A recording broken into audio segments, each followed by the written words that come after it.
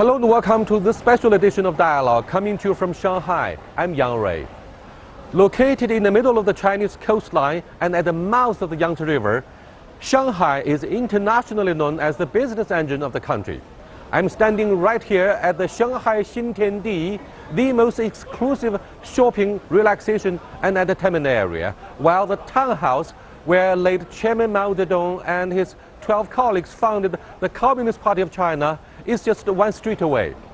I was told that the name of Xintiandi stands for the new start of the city and even a new phase in history. Up next, I'll talk to Vincent Lo, the man who develops this area, and hear more stories behind the Xintiandi. Vincent, why were you inspired to call Xintiandi this name? What kind of inspirations you got in designing the architecture? I think first of all, let me explain the background to our name Xintiandi. The reason why we have to preserve this whole area of Shikumen, Stonegate Housing, which is unique to Shanghai, is because of the first Congress Hall of the Communist Party. That was amazing. And the name Xintiandi came about because 义大惠子，义见大就是天，新天地, that's how we came up with the name. It's new heaven and earth. To what degree you think this Xintiandi architecture has been able to preserve a character of the city? I think we've done our best for sure, because the Stonegate Housing is something unique to Shanghai. And in the old days, 20, 30 years ago, they were all torn down in the name of development. And that is a very important part of Shanghai's history. And so at that time, because we need to preserve this whole ambience of the neighborhood because of the first Congress Hall, so I was thinking, since this is so unique to Shanghai, we should really try and preserve them. But unfortunately, the design of the Stonegate Housing is not really very suitable for modern day living or commercial use. So we have to come up with some very innovative ideas of preserving the exterior, and then the interior will renovate and put in new modern facilities. And I think that was a very good combination. To put your initiative into operation does require your vision about the future and perhaps above all your sound knowledge about the history. Now, Shanghai is a city of history, of course. However, there are many chapters concerning the history of Shanghai. For example, it has a lot of legacies of colonialism in the waterfront. It's also, as you said earlier, the birthplace of the first National Congress of the CPC Central Committee here. Did you meet any scrutiny? Were you questioned about the political sensitivity? Because you are, after all, a business executive, businessman from Hong Kong. Yes. Well, at that time, I guess some of my friends in Shanghai government, they knew me. They know me for a long time. They know I would not really mess up this development. And it was the mayor of Shanghai at that time, and then also the secretary of Shanghai, Han Zheng. I worked with him. Actually, it was my first investment into Shanghai, into the Chinese mainland. And that was $170 million US. So that was a big amount of investment in those days. Yeah, but the thing is, they know that I would do my best to preserve this whole area. And I thought it was important that we preserve this whole area, and also because of the first Congress Hall. It's a very important part of China's history. Did you ever foresee that one day the idea of red tourism could be turned into reality? And therefore you'll benefit enormously from this idea? I never thought it would really take off that much, but of course now, with what China has achieved since the opening up and reform of China, people do recognize that the Communist Party have really done a lot for China. Transformation of China basically happened because of the party. And I think red tourism is going to be popular because people want to learn about the party's history, how it's come about, and what were the important era or important turning points in the party's history. And definitely, I think the first Congress Hall is very much an important part of that. Well, the sense of history is something good, of course, depending on your perspective and the context itself. In your review and estimation, in terms of the architecture of Xintiandi, how technically could you combine the modernity, the modern aspects such as shopping, entertainment, relaxation, with a sense of history? Because our viewers really want to know your thoughts. Yeah. Well, let me tell you, the reason why I believe old buildings in any city is important is because that's how we can understand a city's back. When I go and visit a new city, I always want to go and try and see the old places, the old houses, because that tells you a lot about the traditions and the history and the background to this whole city. And so the Stonegate housing, Shikumen, is definitely a very important part of Shanghai. And in order for people... by the way, the initial architect was a French guy. Yes. Well, this is the French concession. Okay, a French concession. Right. And the very first party congress of the CPC took place in the French concession. Like I was saying, for any city's history, the old houses is going to tell a lot. And I think in preserving this old part of the city, it will actually create more attractions for Shanghai. Vincent, here is a philosophical question about the relationship between yesterday, today, and tomorrow. Because we often ask, who am I, or who were we? Where are we, and where are we heading? So please brief us about your understanding on the relationship. Well, when I was designing Xintiandi, I had a very hard time trying to explain to my colleagues, outsiders, what I was trying to do. So I coined the phrase, yesterday, tomorrow, meeting today. So I wanted to preserve our traditions, our past architecture, and at the same time, I've got to look forward to the future and say, what would our future society be like? How would people like to live? And that is what we try to create for people here in Xintiandi. Whom did you invite to be involved in the design, and do you think your idea has been very well transformed into the reality? Well, at that time, when I was thinking on how actually can we design this place, I look around. There's no architect in China, in Shanghai, who has that sort of background and experience. And neither did we have that sort of background in Hong Kong, because everything has been torn down. So I look up in the West. I visited a place called Faneuil Hall in Boston. I was very impressed with it. And Benjamin Wood is the architect who was involved into that project. So I wrote to him. I did not know him. I wrote to him and said, Mr. Wood, would you like to come out to Shanghai to take a look at this particular area that we want to preserve? And Ben Wood has never visited China or Shanghai before. And when I invited him to come over, I talked to him and I felt, my God, he really has that sort of creativeness and interest and sincerity in being able to preserve this. And of course, it was a bit of a gamble, but I also thought that if it's done by a Chinese architect, I think we probably have preconceived ideas of what it should look like. But for a Westerner, he would be able to say, okay, these are the very important elements that they would need to preserve. So even if you look at this house, these are all original. Yeah, and I think it's beautiful, even amazing. after almost 100 years. Right. So are they reliable? Yes, we have actually added more structural support to it.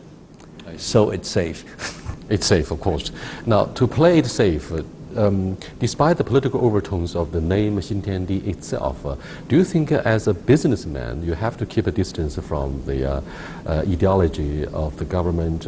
To what degree you can maintain a balance between your business and politics? Because that's a question that almost all of those who come from outside China will have to look at. Well, I am a businessman. I'm not a politician. I should not be involved into politics. But I, as a businessman, will have to really keep myself informed and updated on what's happening in the political world. And so, for example, in China, the past 30 years, all the major changes has come from the party, come from the government, and we as business people will need to know what is happening so that we can plan and do our business properly. So your awareness about politics is very much like a barometer in the stock market. It's ups and downs, it's fluctuations, it's when you buy, when you dump. No, it's actually more than that. In our company, we actually have a slogan that we talk about in-house. We said, you know, our job is actually to work with government to enhance the economy in order that we will benefit. So in other words, what you do is to practice capitalism under the communist leadership. Will that sound a little bit contradictory for those Western observers who want very much to examine what's happening in China through an ideological lens? I don't really think we should just call what's happening in China pure communism. I think Mr. Deng Xiaoping, he is so brilliant. He actually coined the phrase that I don't care if it's a black cat or white cat as long as it can catch the mice. That's a matter of pragmatism, isn't it? Yes, no, and that's why China has changed so much and improved so well. Now, Xintiandi indicates automatically the start of a new city and even new phase in history, but it's just the beginning, it's the starting point. Looking into the future, are you confident with so much unpredictability and uncertainty ahead, especially under the current downward pressure of the economy? I'm totally confident, and I'm sure 100 years from now, Xintiandi will still be here and will still be popular because it's so important part of our history. And also, I always emphasize, our project will need to have its own life. It must grow and evolve and change with the time. That's why we have the word yesterday, tomorrow, meeting today. Exactly. That's something we really appreciate. However, you look Chinese, you speak Mandarin, and you have a heavy sense of Chinese history. But for those overseas observers who follow the development of China these decades may disagree with you. For example, you must have talked to a lot of Americans. How did they look at the future of China? Xi Jinping, our president, came up with the idea of having a new type of major power relationship. I'm not talking about politics, but business-wise, are they confident? Do they share your confidence? Well, I'm sure people around the world have to recognize that China is going to be on par with the US in not a too distant future. And I think you cannot really argue against success. So what we have achieved in the past 30 years of opening up have transformed our country, and it's lifted a lot of people out of poverty into a well-off society by 2020. And I think that's a very, very major achievement in history. I don't see any other country or any other race that's achieved that sort of improvement in such a short time. What do you think is the most important thing to preserve the spirit of capitalism and above all your entrepreneurship here in what is called the communist regime of China? That's the phrase often employed by the West. I don't think we need to really differentiate so much about capitalism, communism, socialism, because in this day and age, we only need to make sure that it's not just me as a businessman who's going to benefit. I've got to be able to contribute to society. Otherwise, there's no place for me. Is that called corporate social responsibility? Yes, it is. And it is as a human being, as a citizen. We all have to contribute. So it's not just communism, I'm trying to make every single cent. It's a matter of how you can benefit the whole society and all stakeholders. What you say so you can call that communism, socialism, capitalism. It's all a matter of humanity. Yes. What you say remind me of what the JFK, John Kennedy, said. Don't ask what the country can do for you. Yes. Ask what you can do for your country. Thank you very much. I do appreciate it, Vincent. Thank you. To hear more about the Shanghai story from the American perspective, I happen to know that my friend Mr. Stephen Kulik, a scholar of intercultural studies from the Shanghai International Studies University, is touring around the memorial house of the second CPC National Congress, also in Shanghai. I'll talk to him there. Until then, see you. Hi, Steve. Ray, good to see you. Put you into this corridor of history, isn't it? It's an amazing opportunity to be here. It's an opportunity and journey for rediscovery about Shanghai, a place of opportunities and adventures, of course, right? My history here is now coming to 30 years, over 30 years since my first visit, so I keep rediscovering new historical corners. So you are indeed an old Shanghaining. I guess so, I guess so, that's right. So what do you think of the spirit of, or dynamics of Shanghai, the cosmopolitan history here? It's quite complex, and it's always been that way. I think Shanghai, because it's located on the sea, because it's at the beginning of the Yangtze River, a major training zone, it seems to have always attracted an amazing mix of intellectuals, business venturers, political opportunists. So it's very, very complex and very, it takes a long time to figure out exactly what's going on. I still don't know if I understand, but I keep searching. Well, two national congresses of the CPC Central Committee took place in Shanghai. That's right. That's the beginning of a red journey for many of the tourists here. So why do you think we are able to have a combination of three major schools of thought? Confucianism, Marxism, and of course Western thoughts like individual liberty coming from the other side of the Pacific Ocean. When I did Chinese studies in the US, I have to admit I was curious why Shanghai had such prominence, because you would have think this would have happened all in Beijing. I like Beijing, it's even more historical, but somehow I think the intense Western investment, the kinds of people that were attracted, the free flow of ideas, and maybe supportive education. You know, the Jiangnan area, this south of the Yangtze River area, the land of rice and fish, was always very abundant, and so people schooled their children, they made sure they had good educational opportunities, a lot of East-West exchange. I think it stimulated a real climate of fusion, sometimes confusion, but development. Chinese thought has always been rather inclusive. If we start with Confucianism, he was looking back to the Zhou dynasty and bringing different ideas together. So, and then you see later on Buddhism coming in, Taoism. So in a sense, historically, we've never just had one line of thought. Orthodoxy in China actually met a very nice balance and fusion when we talk about and don't forget that we never had any religious hostilities against each other. Very little, that's right. There were times when certain emperors were worried about a certain faction getting too strong. But you're right, over the history China's generally been a model of inward peace, though of course there were revolutions, but it was often for the sake of people that were suffering and trying to balance that. So the dynastic cycle continues, and usually it's balancing peaceful interests. You know, Marxism came from the West, right? That's right. Karl Marx is a German. So we have very early on a Chinese reading of Chinese characteristics of Marxism. I think you know, even think about the Manchu Empire, the Yuan dynasty, they were in a sense China-sized by their dynasty. It became a Chinese empire, the Mongols, and so I think we always see this kind of China being able to absorb new influences, somehow change them, somehow mix them. Shanghai was the perfect place for that. So you're right, Confucianism, Marxism, a kind of Western pragmatism, market capitalism. A lot of ideas are contending. 12 senior party members participated in the second National Congress of the CPC Central Committee right here in this place. Now, they set forth the idea of having democratic revolution. I mean, the idea of democracy seems to be controversial for most of those who follow development in the Arab Spring or those countries that went through color revolution. But what do you think of the new global implications of democracy, particularly the idea of being innovative and to encourage people to adopt plural ideas and to compete for different things? One of the things we see in intercultural studies is that any word has a lot of embedded meanings. I remember when I first came to Shanghai and someone said, oh, traffic in Shanghai is convenient.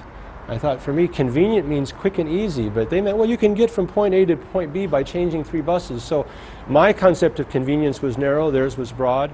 If we talk about freedom, Americans have a very different idea of freedom as being able to say whatever you want, own a gun.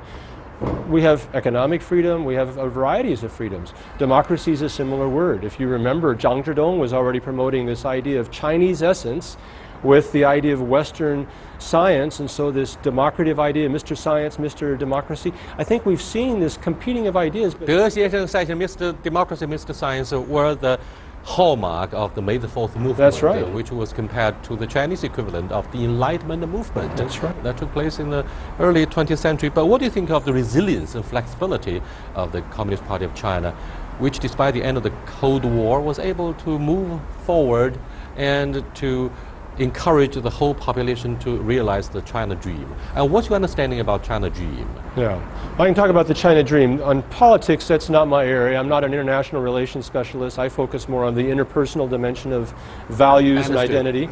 But I think it is an important topic, though, of resilience. I see this throughout Chinese culture, that there is an ability to absorb various interests, think about what's pragmatic, and somehow keep a Chinese soul in it. We've done a lot of studies on what does it mean to be Chinese, and there is year by year a continuity to a sense of Chineseness. The China dream, I think, is to overcome these years where China was not given the place it needed on the international stage. We have a colonial history for those 100 years between the Opium War until liberation that kind of clouds history, and so there's a sense of give us our stage, give us our place. So a China dream is in a sense each person bringing a sense of glory to China, a sense of the world understanding Chinese stories. Any thoughts that crossed your mind upon hearing that the first and second National Congress of the CPC Central Committee took place in the French Concession? Isn't that interesting? What does that mean? Yeah, isn't that interesting? That it wasn't in the old Chinese city where that's only a few blocks from here. You would have thought it would have been under the protection of a very Chinese location. But I think that already shows that many Chinese had gone abroad to study. They'd studied in France. They were picking up Western ideas, bringing them back, trying to find solutions. You are alluding to the power and the strength of the second generation of the Chinese leadership. Deng Xiaoping went to France and he came back with some of the maybe ideas of the French Revolution. I don't know. That's right. So, I came to Shanghai in 1993, right after Leader Deng was here in 92 announcing let's open Shanghai and develop it. So I think he had that kind of Western pragmatism, but also a Chinese pragmatism. Do you think a parallel comparison can be drawn between New York and Shanghai? Both are metropolis. People there and here are practical. What do you think of the character of Shanghai? You know, I'm from Kansas in the U.S., so I'm not from a big city person. Not a New Yorker. But my daughter loves New York. She's now studying in near Boston in Amherst, and so she tries to go to New York as often as possible because she grew up in Shanghai. She does feel there's a great similarity with this kind of dynamic cultural center, a center that attracts people from all over the country, all over the world. I think Shanghai and New York have those features. Shanghai was often referred to as the Paris of the East. Mm-hmm. So this large cosmopolitan place where ideas are contending, where people are trying to figure out, well, what could be helpful, what can be useful. Pragmatism is one aspect. My friends who do cultural studies and compare geography and culture would say, well, the North is much more power-focused, hierarchy, and perhaps that's why these ideas didn't develop as much there. It may have taken a Shanghai to where people were able to meet in coffee shops or tea shops, discuss ideas, and really begin to explore new ways of solving national problems. Why do you think Deng Xiaoping chose Shanghai as an important part of the 1992 fact-finding tour in southern China to talk about the second wave of liberation and emancipation of the mind and reform of the Chinese economy?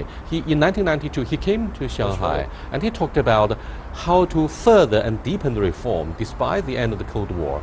Well, I saw those policies from two places because before coming to Shanghai, I lived in Xiamen for 4 years. So I did my undergraduate in Chinese in Xiamen. So Xiamen was in the forefront of China's opening up. So Xiamen was one of these open cities, and of course Xiamen was there because it was right opposite Jinmen, and we had the Shenzhen zone right across from Hong Kong, and we had Zhuhai right across from Macau.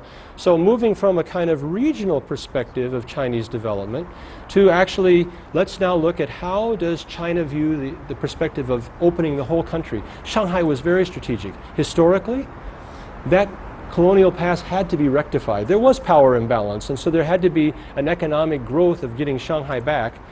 Beijing, Shanghai, Guangzhou, in a sense leading the country by major cities, now Tianjin, Chongqing. Now, Steve, you've been traveling around, you stayed in Fujian, now you came to Shanghai. What is it about Shanghai that appeals to you most? You know, in Fujian I was single and I got married. My honeymoon life began there. And your wife is a Chinese? No, my wife is German, actually. So when we were thinking about... Descendant of Karl Marx? No, not that. But in coming back to China, we were thinking, what's a good place for a family? I had offers from Tianjin, I had offers from Nanjing University, but Shanghai seemed like a good place, one, because there were a lot of German companies, but we just felt like in terms of international studies, it was a good place. And I discovered Shanghai had an international studies university, and I thought this is a very good place to develop.